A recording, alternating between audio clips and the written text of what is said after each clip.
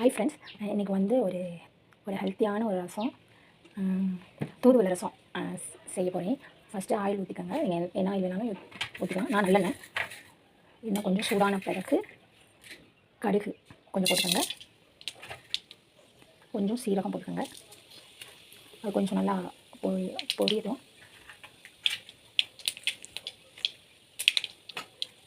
நல்லா பொரிஞ்சதுக்கப்புறம் 2 வரமிளகாய் போட்டுங்க.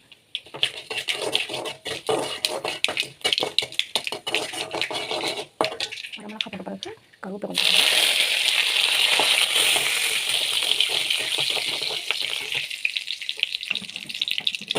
நல்லா வச்சு, அதுக்கப்புறம் தக்காளி போட்டு, தக்காளி வந்து பிசைஞ்சு நல்லா கூழ் மாதிரி வச்சுருந்தேன். அதை போட்டு பெருங்காயம் தேவையான அளவு போட்டுருங்க. ஃபஸ்ட்டு எண்ணெயிலே போட்டுலாம் நல்லா இருக்கும். நம்ம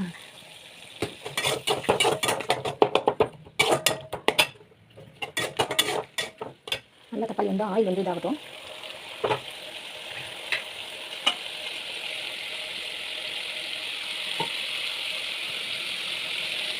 இப்போ தக்காளி அந்த பிசைஞ்ச அந்த மாவில் வந்து ஒரு சைஸ் தேவையான எவ்வளோ ரசம் வைப்பீங்களோ அந்த மாதிரி நீங்கள் வந்து டீ எடுத்துக்காங்க.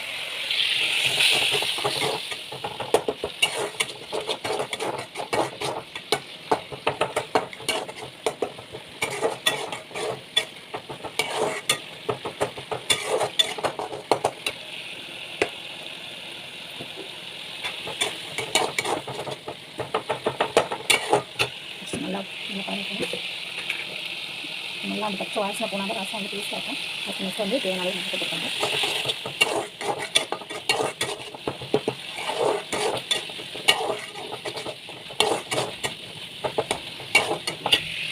சூப்பராக எண்ணெய் தெரிஞ்சிருச்சு. அதுக்கப்புறம் தூதுவளை வந்து நல்லா பறிச்சுட்டு அதில் கொஞ்சம் மஞ்சள் தூள் கொஞ்சம் உப்பு போட்டு நல்லா வாஷ் பண்ணி எடுத்துக்காங்க. அது என்ன பண்ணிட்டோன்னா ஒரு உரலில் வந்து லைட்டாக இடிச்சுட்டேன். இந்த மாதிரி கொஞ்சம் இடிச்சு போடுங்க. அப்போ தான் அந்த சால் கொஞ்சம் இறங்கி அந்த கொஞ்சம் தான் நல்லாயிருக்கும்.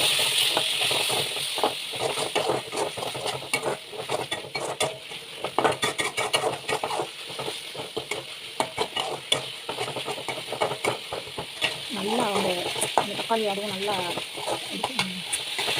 மிக்ஸ் பண்ணி விடுங்க. அப்போதான் நல்லாயிருக்கும். ஏன்னா அந்த தூதுவளை வந்து அந்த ஒரு கசப்பு தண்ணி ஒரு மாதிரி ஒரு ஸ்மெல் அது ரொம்ப கொஞ்சம் டேஸ்ட் ஆகும். இல்லைனா அந்த ஒரிஜினல் சாப்பிட்ற மாதிரி ஒரு ஃபீல் இருக்கும்.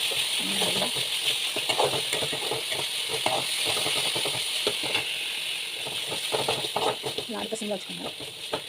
சூப்பராக எண்ணெயிலோட நல்லா மிக்ஸ் ஆகிடுச்சு. நல்லா வதங்கி வச்சு அதுக்கப்புறம் என்ன பண்ணுறீங்கன்னா ரசத்துக்கு அரைச்சி வச்சுப்பீங்களா, ரசத்துக்கு எப்போ போடலாம். சீரகம் இருக்குது, கொஞ்சமாக சோம்பு, லைட்டாக தான் சோம்பு போடணும். அதுக்கப்புறம் என்ன ஒரு 5 சின்ன வெங்காயம், அதுக்கப்புறம் கொத்தமல்லி அந்த காம்பு இருக்குங்க, அது கொஞ்சம் பச்சை மிளகாய் சின்ன போட்டுக்கணும், பச்சை மிளகாய், அதுக்கப்புறம் பூண்டு இதெல்லாம் போட்டு அரைச்சி வச்சுக்கணும். குறப்பா அதை போட்டு மிக்ஸ் பண்ணிடுவோம்.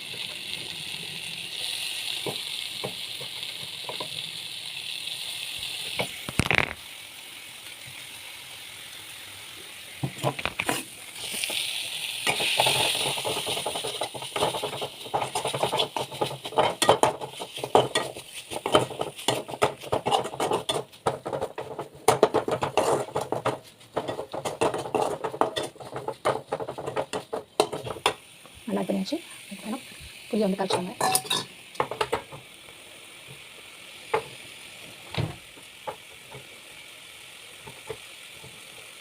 உங்களுக்கு எவ்வளோ தெரியும் அந்தளவுக்கு புளி வந்து கரைச்சிக்கோங்க. ஏன்னா எவ்வளோ ரசம் வைக்கணும் உங்களுக்கு தனி தெரியும். அதனால் உங்களுக்கு எவ்வளோ புளியோ அவ்வளோ நல்லா கழிச்சு அதுக்கப்புறம் கரைச்சி வச்ச புளியை வந்து நல்லா அடியேற்றி ஊற்றிக்கோங்க.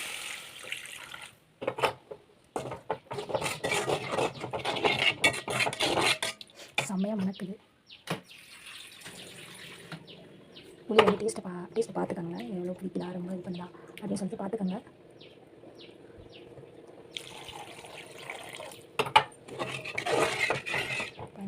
வேறு லெவலில் இருக்குது ரசம்.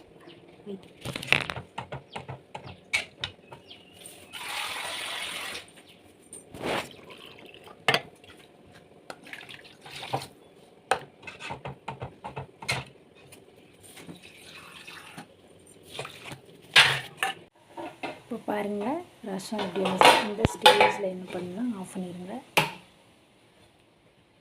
அவ்வளோதான், தூதுவளை ரசம் ரெடி ஆயிடுச்சு. ட்ரை பண்ணி பாருங்கள்.